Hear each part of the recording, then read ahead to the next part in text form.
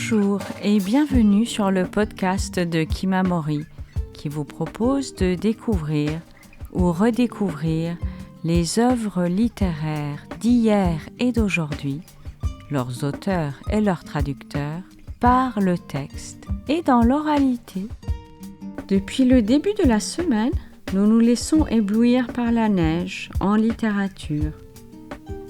Dans l'extrait que vous avez entendu hier, du guide anachronique de la neige d'Elisabeth Foch-Essett, il y avait une brève citation de l'exquis roman d'Orhan Pamuk, Neige. Il allait de soi que nous ayons envisagé de vous en lire un extrait. Voici les pages d'ouverture du livre Neige de Orhan Pamuk. Le silence de la neige. Voilà à quoi pensait l'homme assis dans l'autocar, juste derrière le chauffeur. Au début d'un poème, il aurait qualifié ainsi l'état de ses sentiments, de silence de la neige. Il avait attrapé l'autocar qui va d'Erzurum à Kars au dernier moment. Après 2 jours de voyage dans les bourrasques de neige, il avait atteint la gare routière d'Erzurum et, portant son sac dans les corridors sales et froids, cherchait où se trouvaient les autocars pour Kars quand quelqu'un lui dit qu'il y en avait un sur le départ. L'aide-chauffeur du vieil autocar Magirus, qu'il avait fini par prendre, avait refusé de rouvrir le coffre en disant « On est pressé !»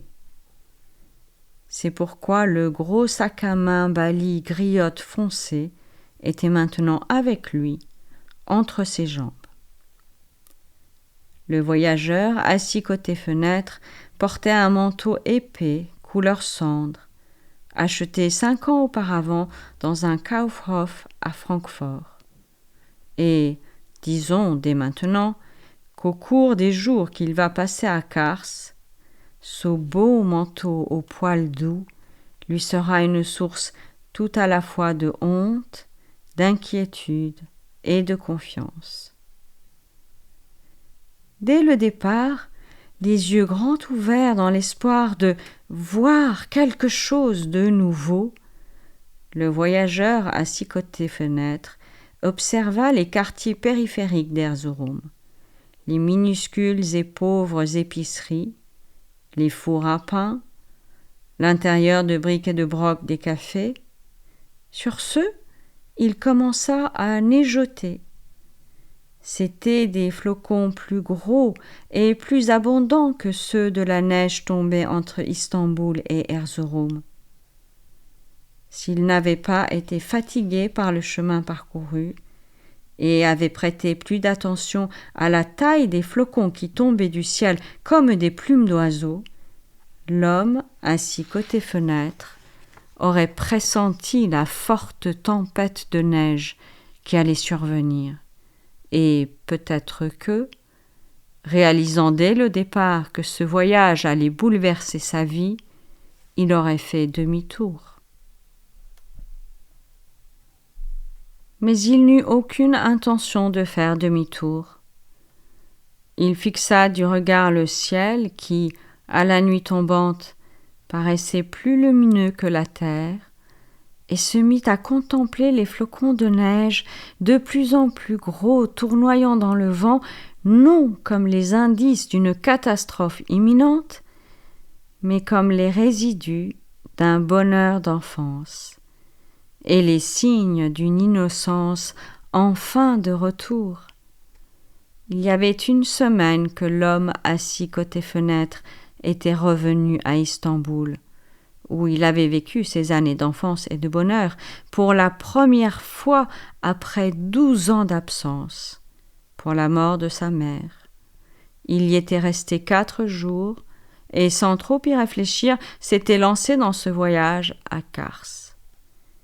Il sentait que l'exceptionnelle beauté du spectacle de la neige le rendait encore plus heureux que d'avoir revu Istanbul après tant de temps. Il était poète. Or, dans un poème écrit des années auparavant, et que les lecteurs turcs connaissent fort peu, il avait écrit qu'une fois par vie, il neigeait dans nos rêves. La neige tombait, telle qu'elle tombe en rêve, lancinante, silencieuse. Le voyageur, assis côté fenêtre, se purifiait avec les sentiments d'innocence et de naïveté auxquels il aspirait avec passion depuis des années et se mettait à croire, optimiste, qu'il se sentirait dans ce monde comme chez lui. Peu de temps après, il fit quelque chose qu'il n'avait pas fait depuis longtemps et dont il ne lui avait pas même effleuré l'esprit que ce fût possible. Il s'endormit sur son siège.